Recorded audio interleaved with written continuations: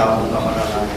तो मैं अब गुजारिश करूँगा सामीन में से इंतहाई मोहतरमा,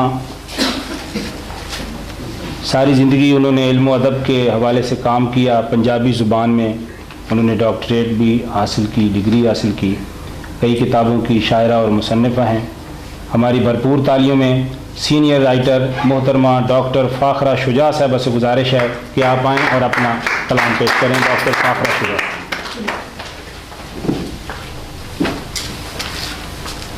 बिस्मिल्लाहिर्रहमानिर्रहीम।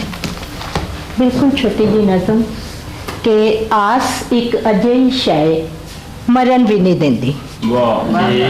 आस एक अजयी शय मरण भी नहीं देंदी।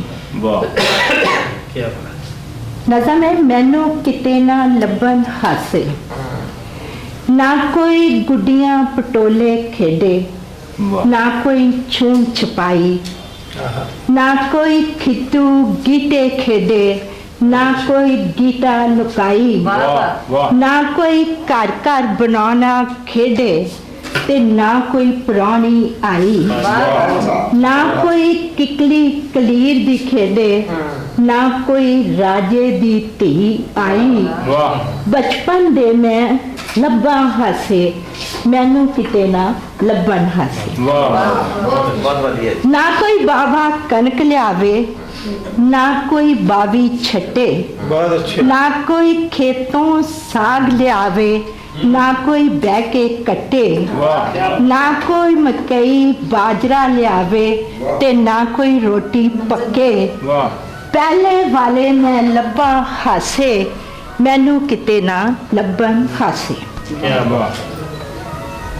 ना कोई अज तरिंजन बैठे, ना कोई चरखा डावे, ना कोई पींग हलारे इथे, ना कोई ढोले गावे, ना कोई रल के इथे हसे, ना कोई दुख वंडावे।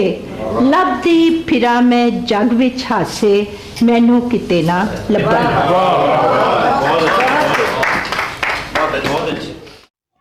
इस वीडियो को लाइक करें, शेयर करें। मज़ीद इल्मी और अदबी वीडियोस देखने के लिए इस चैनल को सब्सक्राइब करें और बेल आइकन को दबा दें ताकि हर आने वाली वीडियो का नोटिफिकेशन आपको मिल सके।